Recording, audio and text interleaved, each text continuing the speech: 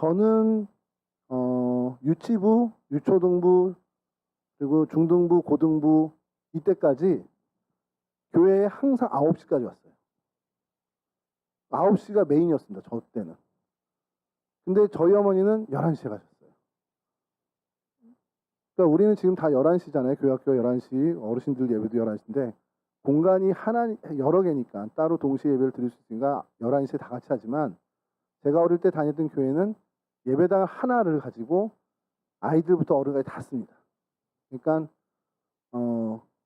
유초등부 때 9시에 가고 저희가 끝나고 나면 11시에 그 자리에서 어른들이 예배드리고 이렇게 되는 거죠. 그렇게 자라오다 보니까 청년부 때 가서 이제 뭐 저희 청년부 때 토요일날 모였는데 청년이 돼서 메인 예배라고 여러분들이 얘기하는 어른들 예배를 11시에 가게 되니까 너무 낯선 거예요. 그러니까 이게 뭐가 낯서냐면 이렇게 늦게 예배를 드려도 되나? 주일 아침 일찍 첫 시간을 드려야 되는 건데 이거 뭐 해가 중천에 다 떴는데 지금 가서 예배를 드리는 게 맞나? 이런 생각이 들고 제 동기 중에 하나는 이거 틀려먹은 거라는 거예요. 가장 이른 시간에 가서 이 첫 시간을 하나님께 드려야 되는데 점심 먹기 직전에 가가지고 예배를 드려? 이거 안 된다는 거죠. 저보다 더한 친구지만 그 사람이 왜 그런 얘기를 했겠습니까? 드려왔던 예배에 익숙해지니까 그 예배에 좀 다른 시간부터가 낯선 것은 뭔가 좀 이상한 겁니다. 오늘 예배실을 옮기면서 이 말씀을 좀 해야겠다고 생각한 것이 우리가 예배를 본당에서 드리다가 사실은 좀 작아진 겁니다. 이 예배실이.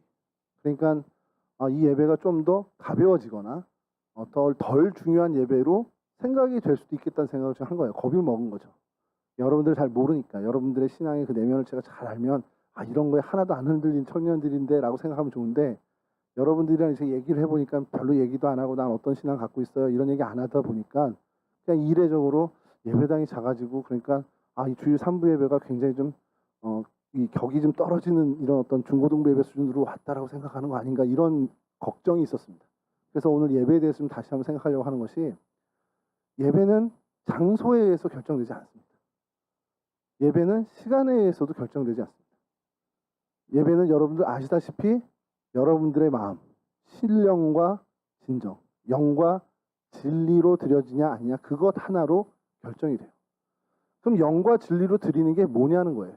영으로 드리는 예배가 뭐고 진리로 드리는 예배가 뭐냐는 거예요. 아세요?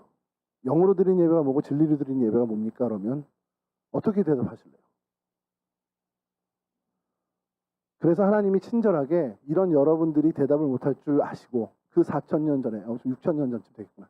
6,000년 전쯤에 4,000년 전쯤이 되겠네. 4,000년 전쯤에 그 2022년도에 한별이한테 예배가 뭐냐 했을 때 물어보면 대답을 못할까봐 레위기라는 책을 하나님 남겨주셨어요. 그래서 이 레위기에 제사로 우리말 성경엔 제사로 표현이 되지만 이게 예배입니다. 당시에. 그러니까 하나님을 높이는 이 예배가 이러이러한 규례로 지켜진다. 그러니까 그 규례에 담겨있는 정신이 뭐겠니? 그거 한번 네가 살펴봐 라고 하시는 거예요. 그래서 구약에 이 제사의 종류, 예배의 종류가 5가지가 나오는데 번제와 소제와 속죄제와 속건제와 화목제 이렇게 5가지가 나옵니다. 그리고 그것에 여러분들 뭐 성경을 읽다 보면 목사님 그런데 거기 화제라는 것도 있던데요.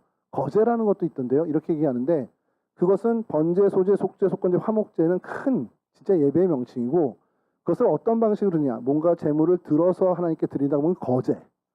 뭔가 불로 태워서 이렇게 한다면 그건 화제. 그건 이제 제사의 방법에 따라 분류하는 명칭이 됩니다.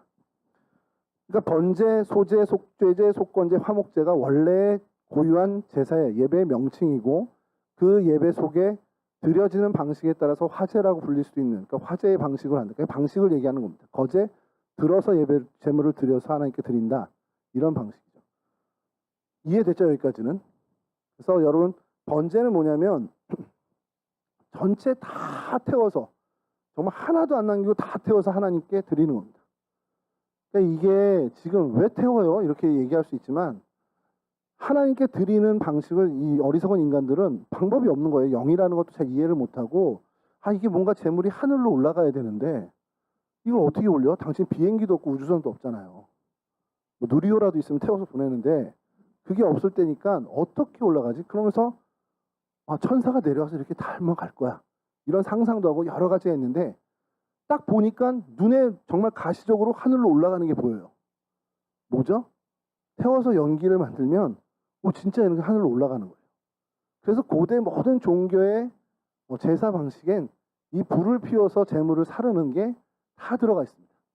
그러니까 하나님도 인간의 수준이 그렇다는 걸 알고는 그래 너희들이 그 수준이니 내가 그렇게 알려줄게. 그 방식을 사용해 줄게 하고선 이 번제를 통해서 이 제물을 다 하나님 정말 온전하게 털 하나까지 다 하나님께 드려야 되라는 인간의 마음에 하나님이 어떻게 보면 응답해 주시는 차원에서 다 태워서 하나도 안 남게 다 올려드리는 이걸 번제로 삼으셨습니다.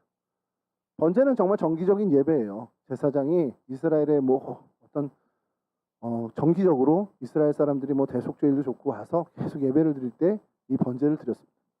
그리고 소제가 있는데 이것은 곡식을 추수했을 때입니다. 그러니까 고기로 드리는 제사가 아니라 곡식을 추수했을 때 곡식을 얻었을 때 그 곡식을 가지고 하나님께 드리는 거예요. 그것 역시 태워서 드립니다. 속죄제, 속건제는 둘 다 죄사함을 위해서 내가 뭔가 죄진 게 있고 그걸 깨달았을 때 하나님 앞에 회개를 하는 거거든요. 속죄제와 속건제가 동일한 그 목적에서 드려지는데 속죄제는 돌이킬 수 없는 죄를 위해서 드리는 제사로 우리가 알고 있으면 편합니다. 그러니까 돌이킬 수 없는 죄가 뭡니까? 이미 엎질러진 물이에요. 이건 내가 죄를 졌는데 이건 다시 복구할 수가 없는 거야. 세준이를 한 대 때렸어. 이거 어떻게 돌릴래요? 한 대 맞는다고 돌려지는 게 아니잖아요. 뺨 두 대가 한 대씩 오고 간 거지 뺨 친 게 없어지진 않잖아요. 이럴 때는 속죄제를 드리는 겁니다. 근데 돌이킬 수 있는 거. 세준이 돈을 제가 모르지 의도적으로 훔쳤습니다. 10,000원을 훔쳤어요. 이걸 죄인 걸 깨달았습니다. 그래서 하나님 앞에 제사를 드렸어요. 그럼 10,000원을 다시 돌려주면 돌이킬 수 있는 거죠. 사실 10,000원 돌리면 안 되죠. 좀 이자를 붙여서 줘야 되는데 그러니까 돌이킬 수 있는 건 속건제를 드리는 겁니다.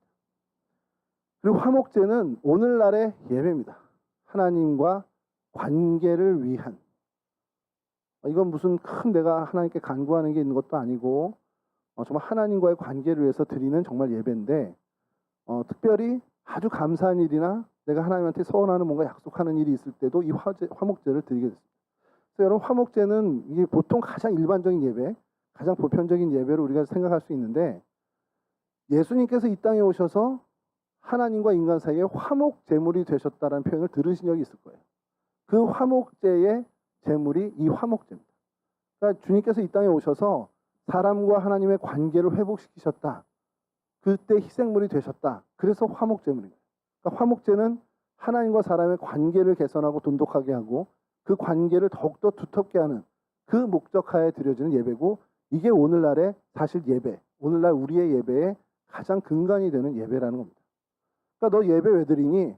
하나님과의 관계를 계속해서 아름답게 존속하기 위해서 하나님과의 관계를 더 긴밀하게 가져가기 위해서 우린 예배를 드리는 거예요.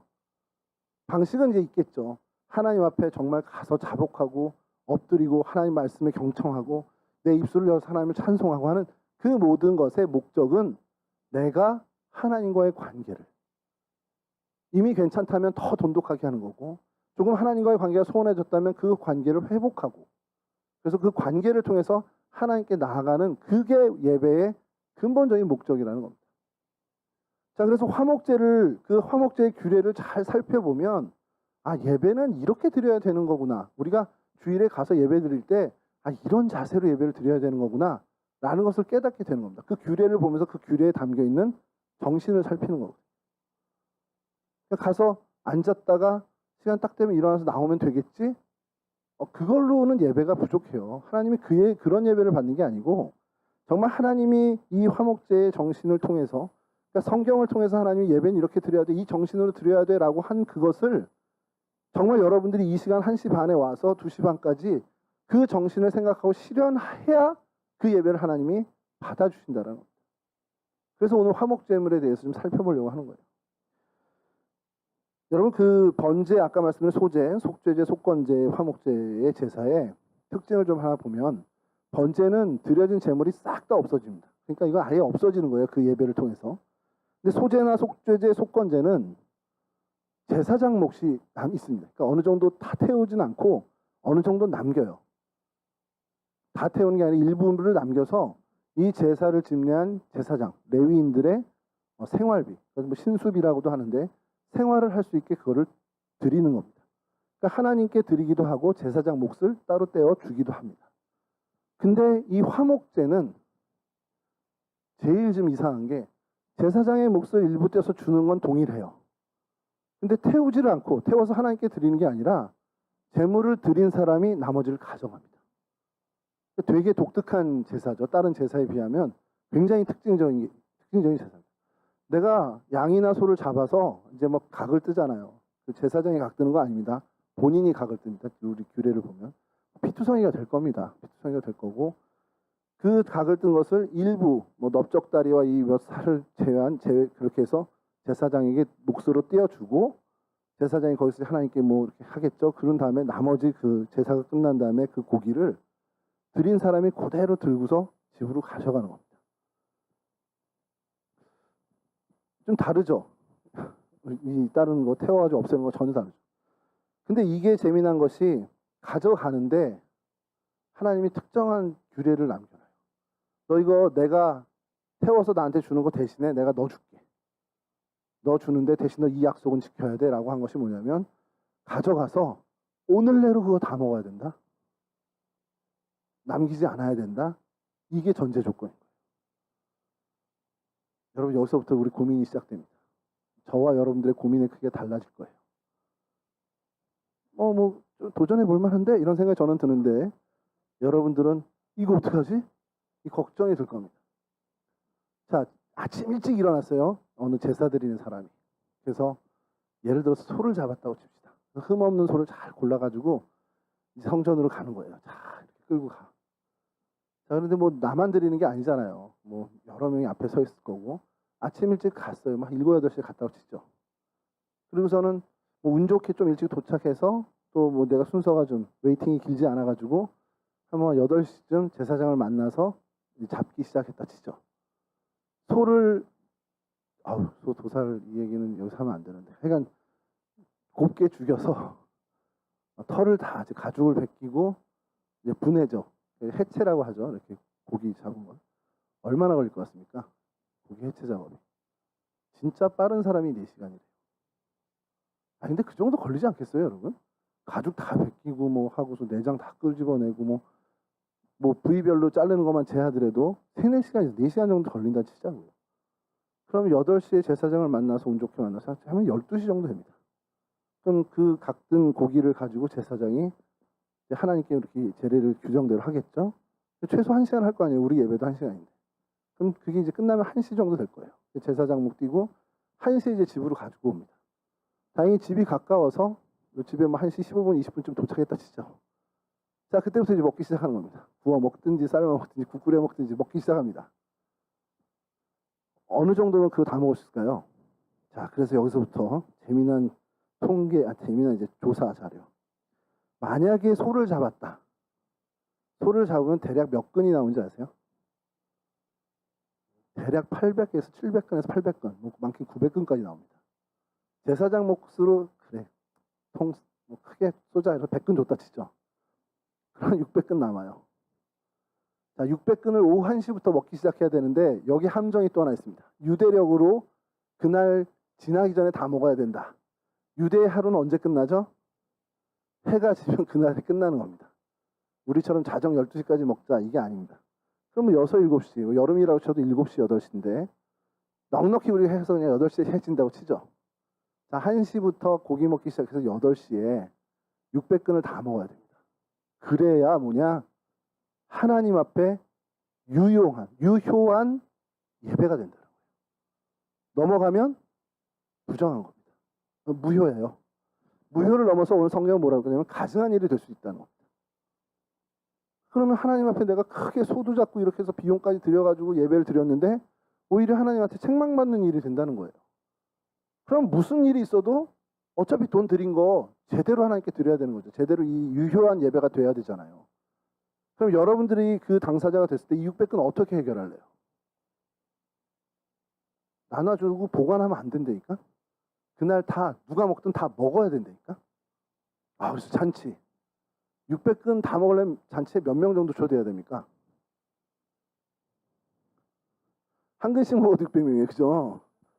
근데 뭐 가우징 같은 사람 하면 뭐 세네 개씩 먹으니까 한 200명만 초대해도 되는데 한 2, 300명 초대한다고 치죠. 오늘 뭐 미리 약속 잡아주고 2, 300명 있어요, 여러분 주변에? 우리 가족 다 동원해도 뭐 30명도 안 되잖아요. 방법은 교회 식구들. 우리 교회 식구들.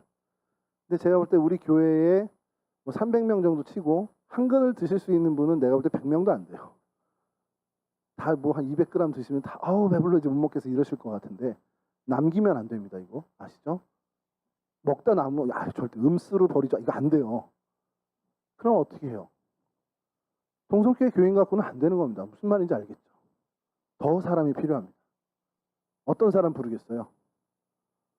뭐 미리부터 우리가 부를 수 있는 그런 여건이 됐다고 전제하에 미리부터 그날 약속 잡을 수 있으면 올 수 있는 사람 다면 내 주변의 친구들 뭐 대학 동창, 고등학교 동창까지 다 부를 수 있다고 치면 부르겠죠. 근데 여러분 여기에 보면 가만히 생각해보세요. 친한 사람들만 부른다고 해서 이게 되질 않아요. 그럼 뭐냐? 나랑 관계가 좋든 나쁘든 어쨌든 부를 수 있는 사람은 다 불러야 되는 겁니다. 당시로 돌아가 보죠. 마을에 있는 사람들, 자기 부락에 있는 사람은 거의 다 불러야 된다고 보면 됩니다.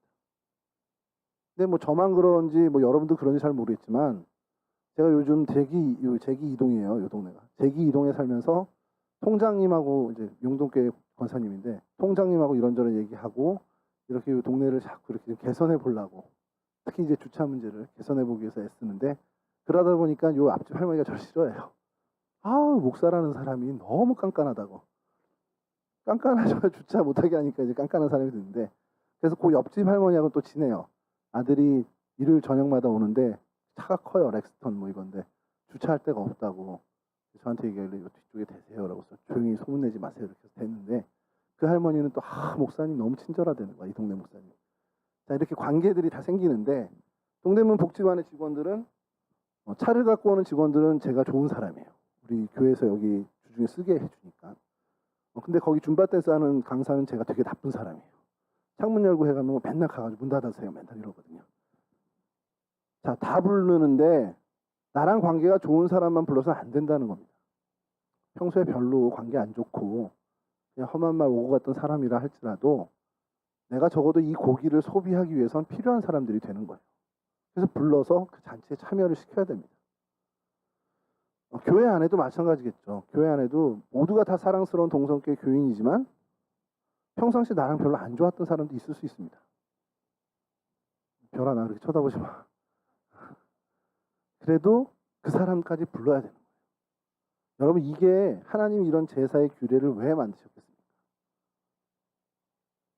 세준아 네가 나랑 관계를 위해서 제사를 지낼 때 나랑만의 문제가 아니라 네 주변에 있는 모든 사람과 혹은 네가 그동안 별로라고 생각했던 그래서 관계가 좋지 않았던 사람조차도 나와 관계를 개선하기 위해서는 되게 필수적인 사람이 되는 거야. 이 얘기를 한 겁니다. 적어도 내가 평상시에 저 사람 싫고 뭐 싫은 사람을 넘어서서 무시하고 쟤는 왜 우리 교회 와 있지? 쟤는 왜 우리 동네 살고 있는 거지? 쟤는 내 주변에 없으면 좋겠다 하는 그런 사람이라도 할지라도 정말 평상시에 아무리 이렇게 생각하고 저렇게 생각해도 정말 저 사람은 쓸 데가 없는데 라고 하는 그 사람이라 할지라도 내가 하나님 앞에 예배하기 위해선 필요한 존재가 되는 겁니다. 그게 화목제의 정신이에요. 그럼 여러분 이때 이 규례를 오늘날 우리 예배로 가져오면 뭐가 되겠습니까? 여러분들의 예배가 이곳에 와서 하나님께 집중하지만 하나님께만 집중하는 그 예배로 하나님과의 관계가 개선되지 않는다는 거예요. 여러분 이제 예배가 집에서부터 출발하는 걸 사실 예배로 봐야 되는 거죠. 집에서부터 예배당을 향해서 오는 그 발걸음부터 예배가 시작됩니다. 아니 그 전에 출발하기 전에 자신을 단정하는 것부터 사실 예배가 시작됩니다. 그리고 그 예배가 예배당에 와서 하나님을 찬송하고 기도하며 하나님 말씀을 듣는 그 절정에 달하게 되겠죠. 그리고 그 예배가 마쳐지고 이제 우리의 삶의 현장으로 돌아가서 그 예배가 마무리되어져야 하는데 그 삶의 현장에서 여러분 주변에 있는 사람들, 그 존재들, 그 사람이 내가 하나님 앞에 화목제물을 드리고 돌아와서 이 은혜를 함께 나눠야 되는 필수적인 사람이라는 겁니다. 그들과 은혜를 나누지 않는다면, 그들과 하나님의 사랑을 나누지 않는다면 하나님이 나를 이렇게 사랑해 주시고 나에게 베풀어 주신 은혜를 나만 간직하고 내 가족만 있고 내 좋아하는 사람들과만 있다면 하나님은 여러분들이 예배당에서 결정을 이룬 그 예배를 인정하지 않겠다라는 겁니다. 적어도 내가 하나님 앞에 하나님과의 관계를 위해서 바른 예배자로 살겠다 하고 그 결단을 이룬다면 내 삶의 현장으로 돌아가서 나와 얽혀있는 그 모든 사람들, 그 사람들을 하나님의 눈으로 보고 평상시 내가 어떻게 보면 경원하거나 어떻게 보면 무시했던 그 사람들조차도 내가 존중하고 어떻게 보면 배려하고 내가 받은 이 은혜와 이 사랑을 그에게도 나눠 주어야만 내 예배가 온전히 하나님이 인정하는 예배가 된다는 거예요. 어렵습니다. 이게 쉬운 일이 아니에요. 그냥 가볍게 우리가 뭐 정말 말로 이런 정의를 내려가지고 이렇게 살아야 되는 게 맞아. 하나님을 사랑하고 이웃을 사랑해야 하는 게 맞아. 아는데 이웃을 사랑한다는 게 그렇게 쉬운 일이 아닙니다. 자녀를 사랑하는 것도 쉽지 않은데 이웃을 사랑하는 거 너무 어렵습니다. 여러분 그래서 왜 우리가 방법이 뭐냐? 그럼 목사님 그렇게 어려운 이웃 사랑 어떻게 해요? 우리 힘으로 안 됩니다. 내 생각으로 안 됩니다. 그러니 자연스럽게 우리 예배당에서 하나님께 기도했던 그 기도가 우리 삶의 자리에 가서 이어져야만 한다는 거예요. 제가 우리 교회는 아니지만 전에 있던 교회의 청년들 중에 이렇게 일부를 보면 진짜 대단하다고 느낀 게 뭐냐면 예배가 끝나고 예배당을 떠나서 교회 이제 영역을 벗어나면 정말 변신하는 무리들이 있습니다.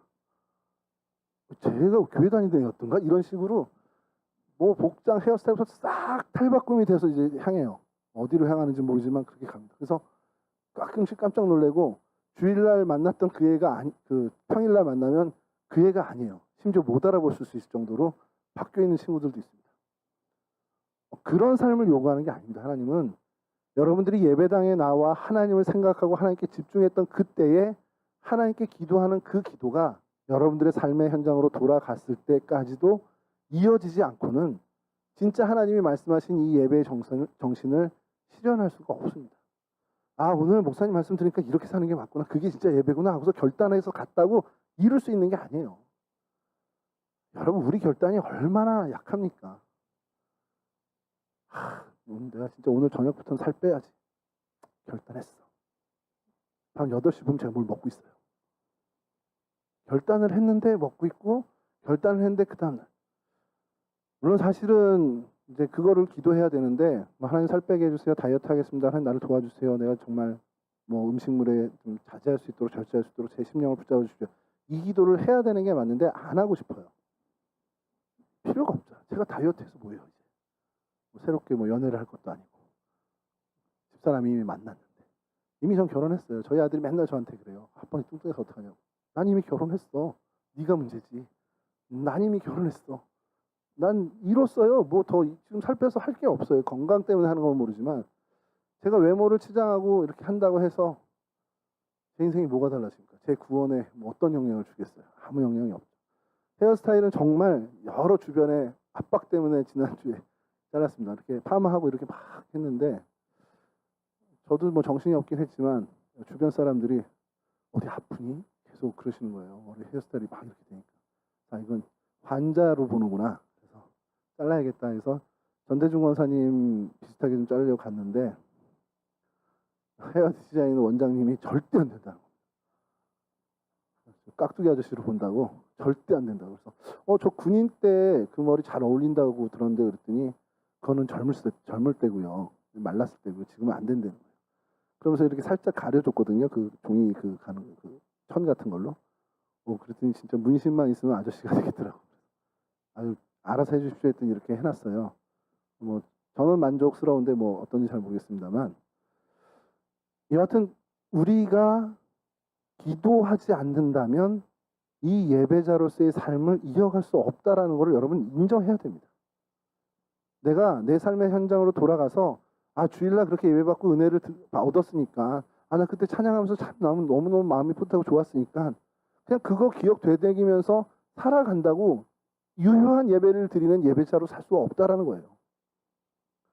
매일매일 정말 순간순간 하나님께 집중하고 기도하고 내 삶의 현장에서 맞닥뜨리는 모든 문제들을 놓고 하나님과 의논하고 기도하지 않는 한 우리는 그 힘을 얻을 수가 없습니다. 하나님이 이 화목제 규례에 담아 놓으신 그 하나님 사랑과 이웃 사랑에 대한 그 정신을 실현할 일이 만무하다는 거예요. 기도가 빠지면. 저는 기도를 가끔 그런 생각을 합니다. 제가 어릴 때 이제 여기서 나이가 나올 텐데 묘기대행진이라는 MBC 프로가 있었습니다. 권사님만 웃어주시니 변웅전 아나운서 당시에 지금 전 국회의원인데 변웅전 아나운서가 우리로 치면은 정말 긴 열전이에요. 희한한 사람들이 나와서 다 하는데 제가 어릴 때 그 프로그램에서 제일 인상 깊었던 분이 뭐냐면 이렇게 폴대를 세우고 접시를 돌려요. 그 위에서. 한 개로 시작한 게 열 몇 개까지 갑니다. 제가 그걸 보면서 야 저게 우리 이제 그걸 나중에 기억하면서 야 그때 그 접시 돌리기가 딱 우리 크리스찬의 삶이구나. 다 20개를 다 돌려놓고서는 아우 좀 쉬자 이렇게 하는데 제일 먼저 돌렸던 녀석이 막 휘청해서 떨어지려고 하면 막 가서 또 돌려야 돼요. 그게 해서 아 괜찮다 그러면 또 그 다음에 돌렸던 애를 또 찾아서 돌려야 돼요. 우리의 삶이 그렇다는 겁니다. 우리가 기도해야 되는 문제들이 수만 가지, 수십 가지가 있는데 그걸 놓고 막 기도를 해서 야 이제 이건 하나님 좀 이루어주시겠구나. 이게 하나님이 이루어주시는 거 좀 보이네. 아 하나님 정말 감사하네 하고 있으면 다른 일들이 터지고 다른 일들을 맞닥뜨려요. 그럼 또 그걸 놓고 한참 기도하는 겁니다. 근데 이 문제가 우리 바람은 아 언제 한번 문제 하나도 없이 좀 쉬었으면 좋겠다 하는데 단 한 번도 그런 날이 없어요. 저도 아 이젠 좀 쉬어도 되지 않을까? 기도할 문제가 없었으면 좋겠다. 그게 우리의 바람이잖아요. 근데 제가 지금까지 살아오면서 그런 날이 단 하루도 없었습니다. 이젠 정말 기도할 게 없어. 하나님 다 이루어 주셨어. 내가 착각하는 거면 모르지만 그런 날이 오질 않아요. 왜 그러겠어요? 하나님이 그렇게 하시는 겁니다. 우리가 기도를 쉬면 우리는 하나님과의 관계를 소원하게 하는 사람으로밖에 못 살아요. 하나님과의 관계를 정말 바르게 하고 정말 정립할 수 있는 예배자로 살아가게 하기 위해서 하나님은 우리 삶의 현장에서 계속 기도할 수 있는 기도 제목을 기도해야 할 수밖에 없는 기도할 수밖에 없는 그 기도 제목을 주신다라는 거예요. 다 평안한데 갑자기 좋았던 직장 상사가 또라이 짓을 하고 다 좋았는데 갑자기 엄마가 나를 막 혼내고 그런 건 뭐 기도 제목도 사실 아니죠. 삶의 문제들이 계속해서 연이 온다면 아 하나님이 나를 기도하게 하시는구나. 그럼 여러분 이건 뭘 얘기하냐면 기도하면 해결되는구나라는 걸 하나님이 던져주시는 거라는 거예요. 문제는 우리가 기도를 안 해서지 그 문제가 문제된 적은 없습니다. 말씀을 마치겠습니다. 우리 다음 주에도 우리 예배에 대해서 좀 얘기를 하고 싶은 부분이긴 한데 예배실이 새로 바뀌면서 고민을 하다가 아 그래 이때는 우리가 예배에 대해서 한번 좀 다시 생각해보자. 여러분들이 정말 여러분들의 예배를 여러분들의 삶을 하나님께 드리는 예배로 정말 삶고 바른 예배자로 살아가길 소원한다면 여러분 이 예배의 규례에 담겨있는 하나님의 진짜 뜻 하나님과의 관계를 위해서 내가 내 삶의 현장에서 하나님이 만나게 하신 그 사람들에 대해서 어떤 의무를 가져야 되고 어떤 책임감으로 살아야 하는지를 고민하는데 그 고민 속에 결국 그 고민을 이룰 수 있는 방법이 하나님을 의지하는 것밖에 없다라는 거예요. 그것을 명심하시고 정말 기도자의 삶을 살아가 주시기 바랍니다. 청년 때는 자신감이 많아요. 이런 걸 기도해 이걸 무슨 기도까지 해? 기도 안 하고도 다 할 수 있는 거지. 그런 자신감이 있을 수 있지만 정말 하나하나라도 다 기도해야 됩니다. 왜냐하면 하나님이 지난주에 말씀드린 것처럼 지지난주죠 이제 하나님 다 아셔요. 여러분들 뭐 필요하고 어떤 거를 해야 되는지 다 아시는데 그래도 이스라엘 백성에게 뭐라고 합니까? 그래도 이스라엘이 나에게 구하여야 할지. 왜 그렇습니까? 나한테 나오길 원하는 겁니다. 하나님은. 여러분 기도하고 하나님 앞에 나아가면 하나님과의 관계가 그만큼 가까워지는 거예요. 하나님의 진짜 목적은 여러분들과 계속해서 밀접한 관계를 유지하고 정말 자신의 자녀로 살게끔 하시는 겁니다. 그러니 그 기도의 어떤 삶, 기도의 자세를 놓치지 않는 그래서 정말 여러분들의 삶의 현장 어디서든 여러분들이 두 발 딛고 있는 어디에서든 진짜 예배자로 살아가는 거룩한 하나님의 백성, 하나님의 일꾼들이 되실 수 있기를 주님의 이름으로 간절히 축원합니다. 기도하겠습니다.